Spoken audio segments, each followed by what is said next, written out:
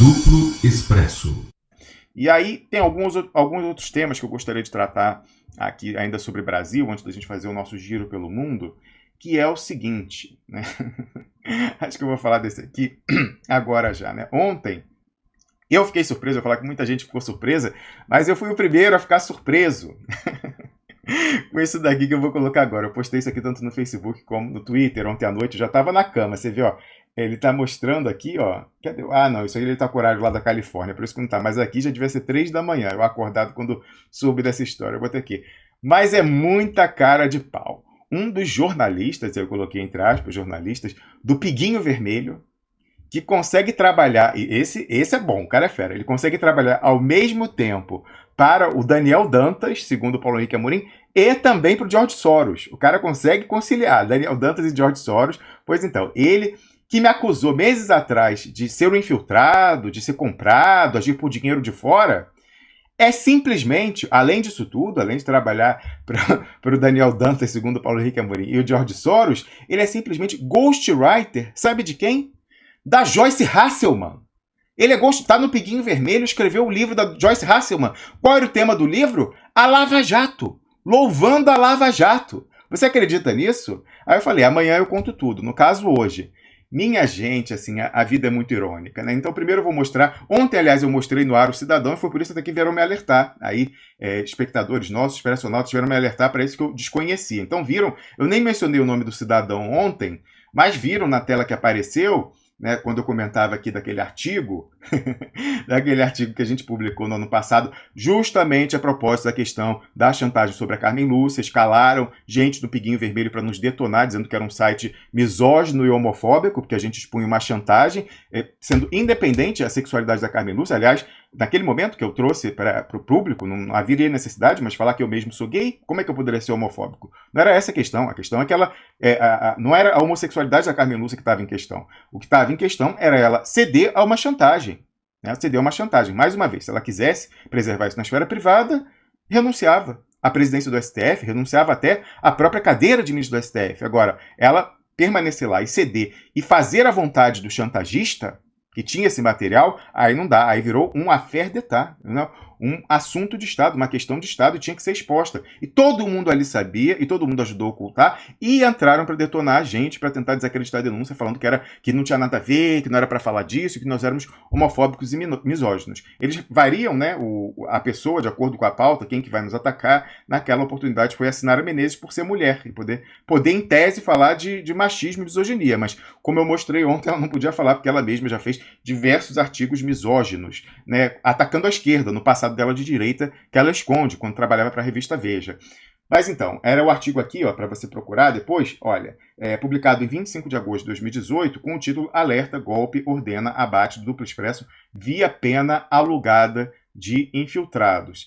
E aí, quando eu mostrava aqui o início, o pessoal capturou, né, ouviu o nome desse cidadão, coloquei o print aqui, que é Pedro Zambarda de Araújo. Ele consegue, ao mesmo tempo, trabalhar no Brasil 247 e no DCM, né, no Desconfie Cada Vez Mais, e no Brasil 247. O Brasil 247, Paulo Henrique Amorim falava que era do Daniel Dantas, na verdade, e o DCM, né, fontes me afirmaram que já recebeu, ou recebe até agora, não tem como dizer, eles poderão esclarecer, recursos da Open Society, né, do George Soros. Então, ele consegue, ao mesmo tempo, se é o caso, trabalhar para o George Soros e para o Daniel Dantas. Então, aí continuando aqui, né, ele, naquela oportunidade da Carmen Lúcia, fez uma postagem lá no Facebook nos atacando, falando que a gente era homofóbico, que era um site esquisito, que veio para infiltrar a esquerda, destruí-la por dentro e tal, e blá blá blá. E aí marcou, né, a Sinara Menezes, que nos foi escalada para fazer o ataque, mas recebeu esse apoio, essas linhas auxiliares, como esse cidadão, né, e marcou outro aqui também que trabalha lá para o Daniel Dantas, segundo o Paulo Henrique Amorim, né, o Leonardo Stolpe. E aí todos vieram para a festa, né, aqui, me marretar. E aí você vê a própria Sinara Menezes falando, para mim são infiltrados, o Nassif tem razão. Isso quando já tinha sido publicado documentos rechaçando, e ela sabe perfeitamente que é mentira, mas ela ajuda a perpetuar a mentira. Nassif tem razão, não. Nassif vendeu, alugou a sua caneta ao Paulo Pimenta, e ela sabe disso, e também aluga a caneta para quem paga mais, né? Quando era Veja, ela batia no PT, de uma forma, elogiava o PSDB, elogiava o Alckmin, elogiava o Aécio Neves, recebia até carta de agradecimento do Aécio Neves, mas agora ela se reinventou como socialista morena, quando na verdade isso é pisotear o turno do Brizola, que ela é identitária, né, e o identitarismo convém a George Soros, por exemplo, identitária e moreno de traíra, Lenin Moreno, né? Isso é mais condizente com a postura dela até atual do que propriamente com o socialismo moreno defendido pelo Leonel Brizola. Ela não tem nada de nacionalista. Cadê o nacionalismo de Brizola nela? Cadê o anti-imperialismo? Não tem nada a ver, né? Realmente, coitado do Brizola. Mas ela só pegou porque era um nome bacana, né? Enfim, não tem nada a ver. Aí você vê o sujeito continua aqui e ele próprio vai dizer que nós somos infiltrados. Ó, mas tem mais print embaixo, calma, isso aqui é um interlúdio mostrando uma outra infiltrada. Aí aqui continua, olha, ele falou, alguém perguntando, mas por que eles estão fazendo isso? Aí uma aqui fala aquela história de trafigura, aquela história fake, né? Aí depois uma outra aqui, ó, não é vingança, é dinheiro. Eles querem, Pedro Zambarda, eles querem afundar a esquerda fingindo-se de aliados. Não sustenta nenhum debate saudável, não coloca nenhum argumento razoável e tal. E aí, continua aqui, ó, deixa eu ver, tinha um outro ataque dessa natureza que ele coloca. Enfim, eles estão dizendo que nós somos infiltrados mesmo, né, e que seria dinheiro e tal, e blá, blá, blá. Bom, esse sujeito, qual não é a minha surpresa ao descobrir ontem que ele é ghostwriter? Pedro Zambarda de Araújo, que trabalha ao mesmo tempo no Brasil 247 e do DCM, ghostwriter da Joyce Hasselman num livro louvando a Lava Jato. Olha que coisa incrível. Eu fiquei chocado, não acreditei quando me mandaram isso, o pessoal viu o programa ontem, mas está aqui e foi admitido até publicamente. Primeiro em off, muitas pessoas do meio sabiam disso, e aí depois, quando tem aí um processo contra a Joyce Hasselman, isso acabou sendo revelado. Então está aqui uma matéria da revista Época, do dia 9 de outubro de 2019, recentíssima, uma semana atrás. Olha a coincidência. Então tá aí, ó, lá na coluna do Guilherme Amado, falando: Joyce é condenada por danos morais por livro da Lava Jato. Vítima quer 2 bilhões. Não é interessante saber isso, né? O que é essa? Vamos colocar dar um Ctrl F e colocar Pedro, né? Pedro Zambarda Araújo. Vamos botar Pedro. Tá lá, ó. Magnus informou à justiça que, na verdade, o livro Delatores não foi escrito por Hasselman, mas por um ghostwriter, e que o real autor da obra, o jornalista Pedro Zambarda, admitiu o fato. Zambarda foi questionado por Magnus sobre as afirmações falsas no livro. Ele respondeu, segundo o empresário, que a autora legal do livro, Joyce Hasselman, foi a responsável pela revisão. Está entendendo? Está entendendo? Isso é o Piguinho Vermelho. O cara teve a cara de pau de, quando eu denunciei a chantagem contra a Carmen Lúcia, falar que eu era infiltrado e que agia por dinheiro. O cara trabalha ao mesmo tempo, segundo o Paulo Henrique Amorim, para o Daniel Dantas, e segundo fontes dizem, para o dinheiro do George Soros, para o financiamento do George Soros via Open Society, ganhou dinheiro da Joyce Hasselman para escrever um livro dela louvando a Lava Jato e diz que eu que sou infiltrado. Isso é Piguinho Vermelho, isso é domínio de espectro total, isso é guerra híbrida. Tá tudo infiltrado, essa porcaria desse Piguinho Vermelho, para sequestrar o debate, ficar operando em pinça. Então é uma vergonha. Então você vai vendo aqui, ó, quem quiser ver de novo, tá lá nesse artigo, né, o print dele falando isso lá atrás, que o que eu faria seria por dinheiro, infiltração e destruir a esquerda. Não. Quem gosta de dinheiro, e dinheiro da Joyce Hasselman, dinheiro do George Soros, segundo se diz, e também dinheiro do Daniel Dantas, segundo dizia o Paulo Henrique Amorim, é ele. É ele, né? É ele. Tá aqui, você vê lá, continuando do DCM, ó, tá lá fazendo vídeo, faz as lives aí do DCM. Seria interessante, na próxima live que ele fizer, o pessoal fosse questionar no chat quanto que a Joyce Hasselman pagou para ele escrever um livro louvando a Lava Jato. Esse sujeito aí do Piguinho Vermelho que enche a boca para dizer que eu sou infiltrado. Seria interessante que ele respondesse isso agora. Quem quiser também pode ir lá ao Twitter dele perguntar. Tá aqui o perfil dele no Twitter, ó, é @PedroSolidus, Sólidos, SOLIDUS, né? Pode ir lá perguntar para ele no Twitter quanto que a Joyce Hasselman está pagando para alguém escrever um livro sobre ela. Minha gente, isso é Piguinho Vermelho, o jogo é pesado. São essas pessoas que nos atacam, esses infiltrados. Já mostramos aqui, aliás, nesse próprio artigo, no mesmo, você vai encontrar os áudios tá ali, ó, vou botar aqui na tela, os áudios do chefe dele, né, que segundo Paulo Henrique Amorim seria um laranja do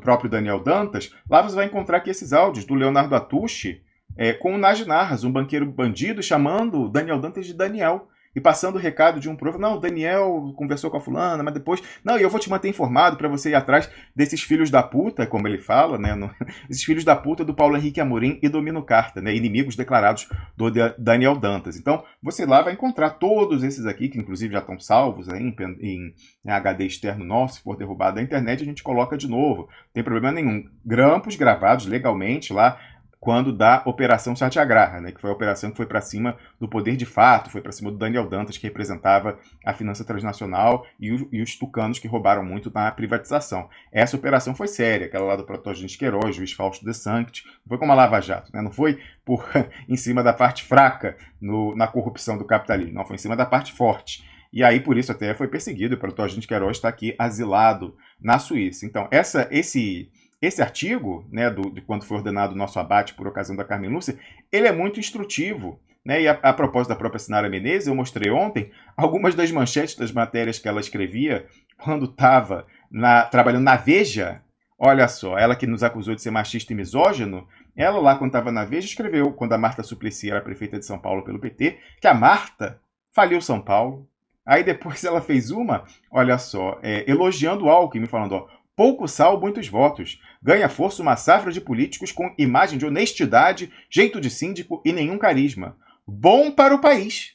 Bom para o país. Essa se diz socialista, hein? Socialista e morena. Continuando, olha o socialismo dela. Matéria elogiando o Aécio Neves. Olha o texto que ela escreveu, que recebeu, inclusive, na Veja, que recebeu na semana seguinte, uma carta de agradecimento do próprio governo, tocado àquela altura pelo Aécio Neves em Minas Gerais.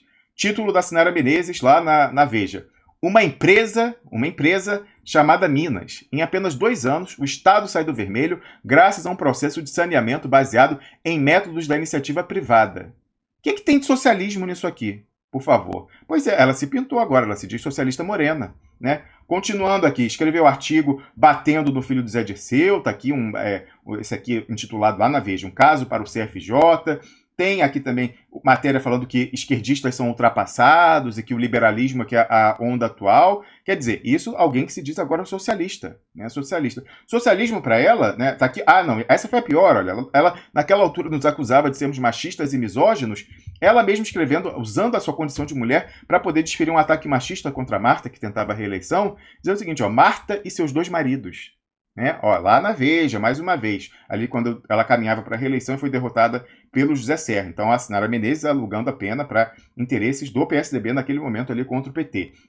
E aí foi ela, também isso foi incrível quando eu descobri, ela que fez aquela entrevista nas vésperas da eleição, lá em que a Marta é derrotada pelo Serra, em 2004, com a namorada atual do namorado Suplicy, em que ela fala o seguinte, ó, a namorada, nas páginas amarelas da Veja, ó, Eduardo destravou. Ó, o título da matéria, a namorada de Eduardo Suplicy diz que o senador mudou para melhor após a separação, mas que o mesmo não aconteceu com Marta. Quem faz isso? A Sinara Menezes fez essa entrevista e deu esse lead nessa entrevista de página amarela na véspera, que sai na véspera daquela votação de segundo turno entre a Marta Suplicy e o José Serra. Então, minha gente, é essa sujeita, vou voltar lá para cima, que falou que nós somos os infiltrados e que Nassif tem razão. Tá lá o comentário dela aí na tela, ó. Para mim são infiltrados, o Nassif tem razão. É esse sujeito que recebeu grana da Joyce Hasselman para escrever um livro louvando a Lava Jato, que fala, olha aqui, tá lá, ó. Não é vingança, tá aí na tela, não é vingança, é dinheiro. Eles querem afundar a esquerda fingindo-se de aliados. Somos nós que nos fingimos de aliados. Quer dizer, uma escrevia o que escrevia quando era da Veja, o outro, até hoje, não só trabalha aí para, né, capitais que podem ser da direita, Daniel Dantas e George Soros, se for o caso, mas, além disso, recebe grana da Joyce Hasselman para escrever um livro louvando a Lava Jato e vem dizer que eu que sou infiltrado. Claro, a gente está atrapalhando o jogo deles, a gente está desarticulando as 2 pernas da pinça, né? Uma que vem pela direita e outra que vem supostamente pela esquerda para sequestrar o debate público, fazer o pastoreio, o herding. Então, mais uma vez, botar aqui a matéria da época, se você tem alguma dúvida, olha, tá aqui, ó. Magnus, né, a pessoa que processou a Joyce Hasselman e ganhou, informou à justiça que, na verdade, o livro Delatores, louvando a Lava Jato, não foi escrito por Joyce Hasselman, mas por um ghostwriter, e que o real autor da obra é o jornalista Pedro Zambarda.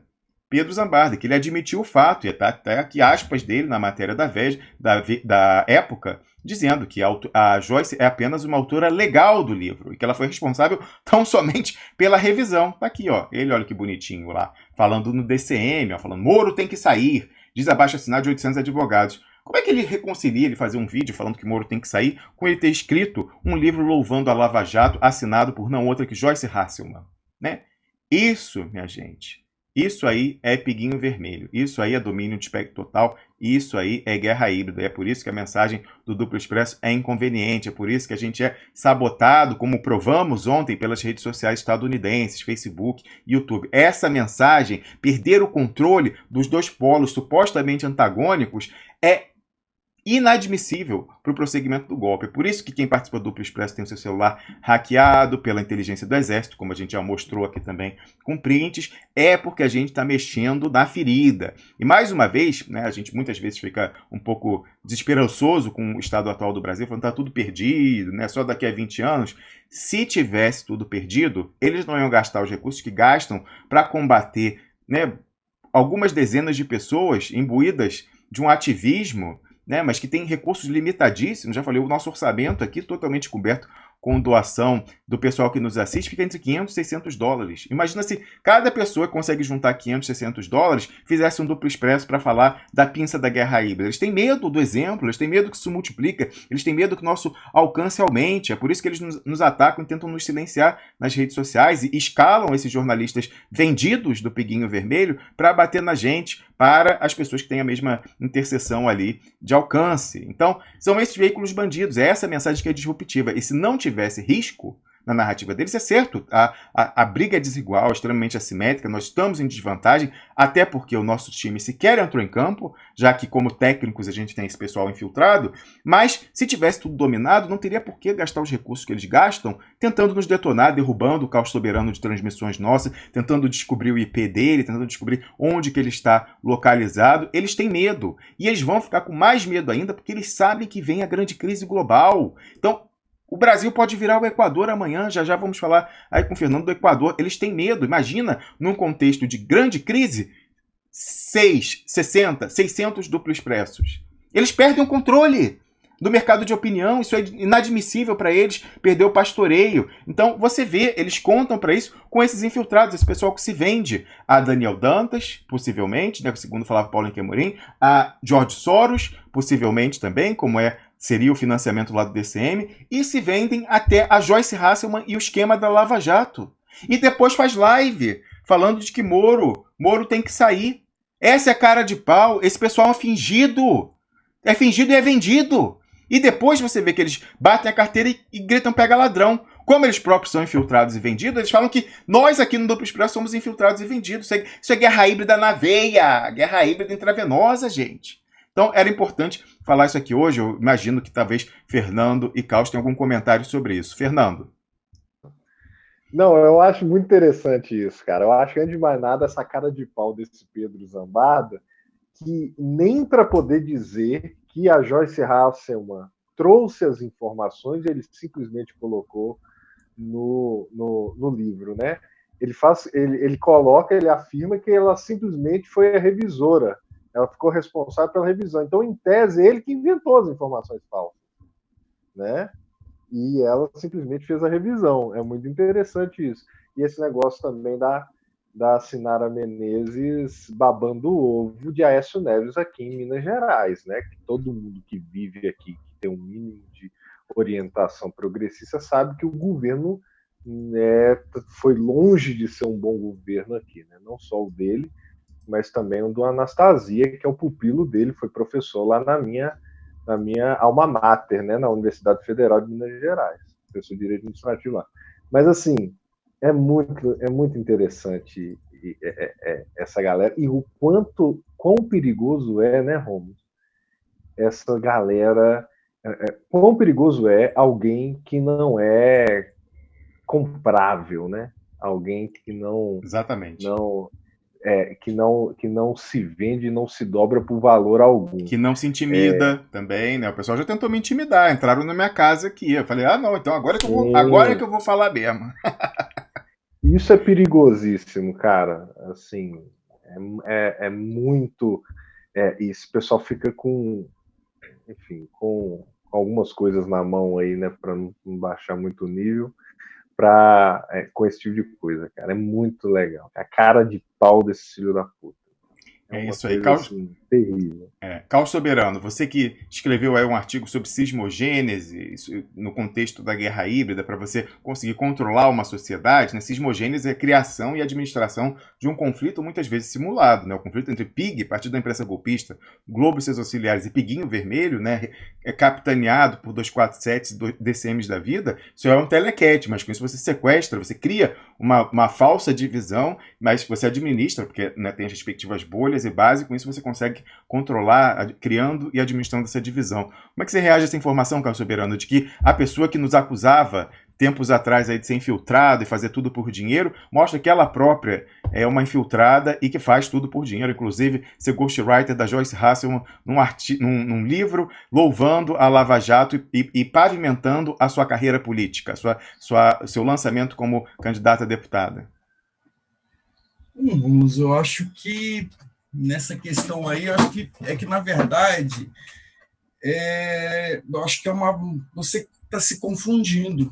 Ah, é? E quando eles falam ali que que o Duplo Expresso não consegue debater em termos razoáveis, esses termos são os termos financeiros, Rômulo. Porque, na verdade, é isso que importa para essa galera.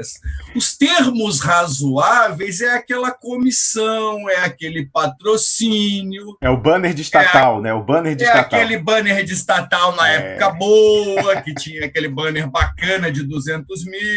Por mês, hein? Cada banner. Tinha site aí, né, o Caos, que tinha banner do BNDES, da Petrobras, da Caixa Econômica, Banco do Brasil. Aí você imagina, cada um saindo a 200 mil por mês, hein? Olha que maravilha.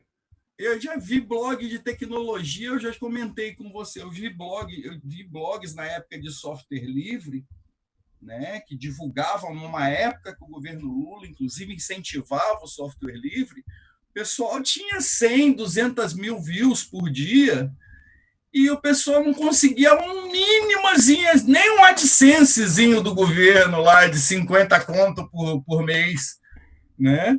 Isso daí, quando o cara entrava na licitação, tal, fazia tudo, cumpria todos os requisitos e não pingava essa grana, né?